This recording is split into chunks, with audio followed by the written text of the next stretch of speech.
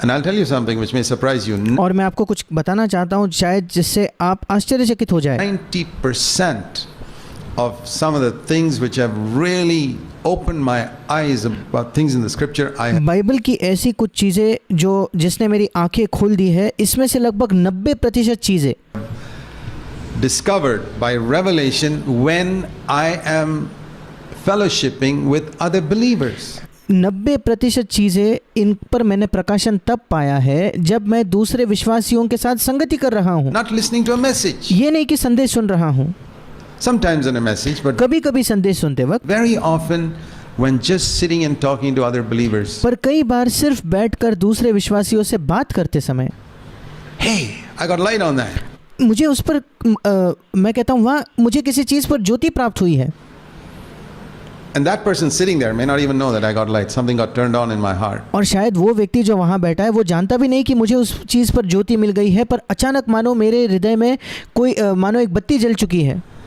And I sought the Lord about this. And I said, Lord, why is it that I seem to get more light when I'm in fellowshipping with other believers? और फिर मैंने एक बार प्रभु को इस विषय में खोजा कि प्रभु ऐसा क्यों है जब मैं बाकी विश्वासियों के साथ संगति करता हूँ तो मुझे मेरे हृदय में एक ज्योति के समान मिलती है, ऐसा क्यों है प्रभु?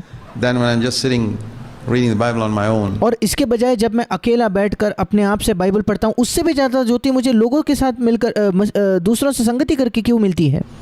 And I felt the Lord say to me that it और फिर मुझे लगा कि प्रभु मुझसे कह रहा था was because He wanted me to recognize my dependence on the body of Christ. क्योंकि प्रभु चाहता था कि मैं मसीह की देह पे जो मेरी निर्भरता है कि मुझे उन पर निर्भर होना है, ये प्रभु चाहता था कि मैं देखूं या सीखूं।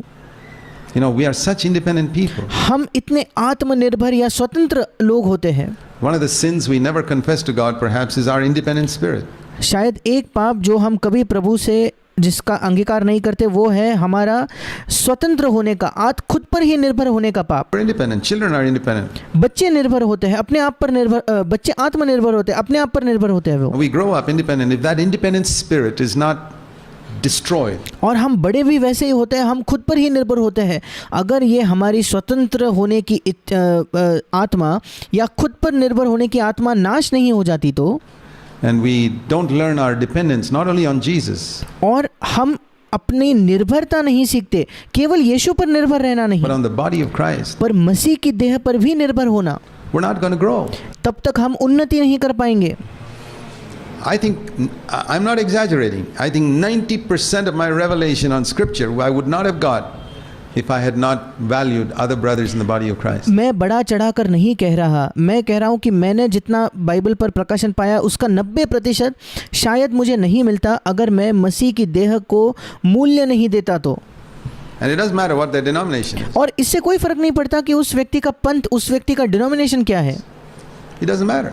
कोई फर्क नहीं पड़ता। I got light from reading Mother Teresa. मुझे कई बार मदर टेरेसा ने जो लिखा है वो पढ़कर मुझे कुछ ज्योति प्राप्त हुई है। She's a Catholic, not on Catholic doctrines, but on some other things about love for Jesus. वो कैथलिक थी, और मैं ये नहीं कह रहा कि मुझे रोमन कैथलिक के सिद्धांतों पर कोई रोशनी मिली, नहीं, पर यीशु मसीह पर प्रेम करने के विषय में मुझे कुछ रोशनी मिली। So what I'm trying to say is, be dependent on the body of Christ. You're not going to get it all on your own. और मैं ये कहने की कोशिश कर रहा हूँ कि मसीह की देह पर निर्भर हो जाओ, आप सब कुछ अपने आप से नहीं प्राप्त कर सकते। Only individualistic type of people, you're going to miss out on something which you're really going to regret when you get to heaven. अगर आप अकेले व्यक्तिगत अपने आप में रहने वाले ऐसे मसीह हो तो आप ऐसे कुछ चीज़ों से चूक जाओगे कि जब आप स्वर्ग जाओगे आपको उसका बड़ा पछतावा होगा। Learn to value the brothers and sisters. भाइयों बहनों का मूल्य करना सीखे। And learn to fellowship with them and say, God, switch on the light in my heart. और उनसे संगति करना सीखे और प्रभु से कहिए कि प्रभु मेरे हृदय में उस बत्ती को जला दीजिए, लाइट को चालू कर दीजिए। So Paul says, I'll just show you a verse on that in Ephesians chapter 3. He says, मैं इसी विषय में आपको एक वचन दिखाना चाहता हूँ। इफिसियों की पत्री 3 अध्याय, यहाँ पौलुस कहता है in verse 18 of Ephesians 3, इफिसियों 3:18 में पौलुस कहता है, you may be able to understand or comprehend along with all the saints what is the breadth and length and height and depth, and to know the love of Christ which passes human knowledge.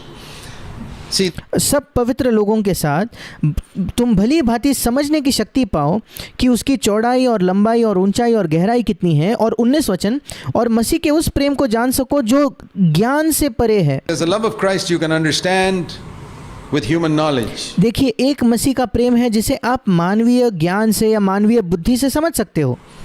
You know, you study about it, you read about it.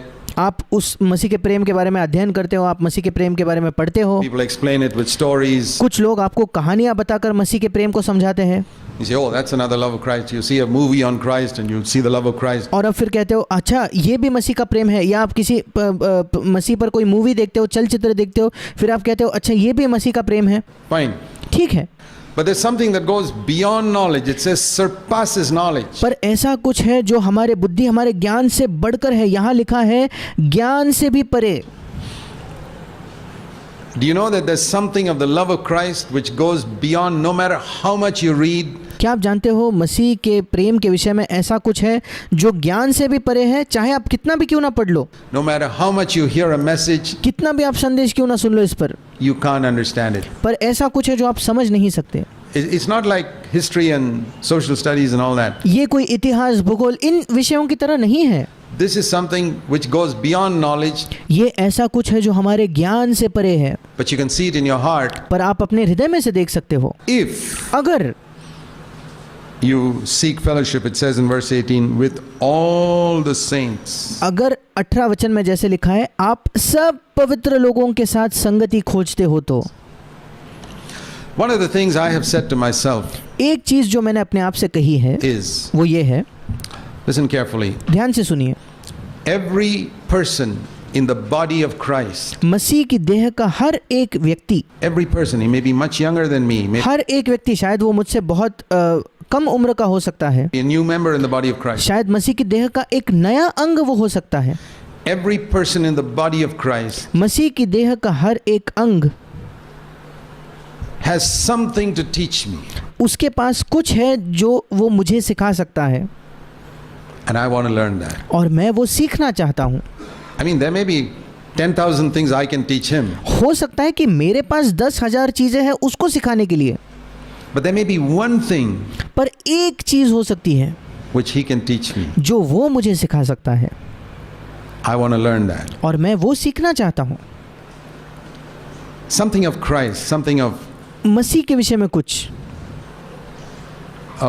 for example, if I don't have an evangelistic passion उदाहरण के तौर पर अगर मेरे अंदर सुसमाचार फैलाने की एक तीव्र लालसा नहीं है तो, to reach people to Christ, to witness कि मैं मसीह के पास लोगों को लाऊं, people, कि मैं लोगों को मसीह की गवाही दूं, and I meet a brother who sits in a train and he's immediately witnessing to somebody, और ऐसे परिस्थिति में मैं एक ऐसे भाई से मिलता हूं जो किसी ट्रेन में भी बैठा हो तो किसी को मसीह की गवाही देता है, before the end of the journey he's led him to Christ. और सफर होने के अंत में, सफर होने से पहले उसने उस व्यक्ति को मसीह में लाया है.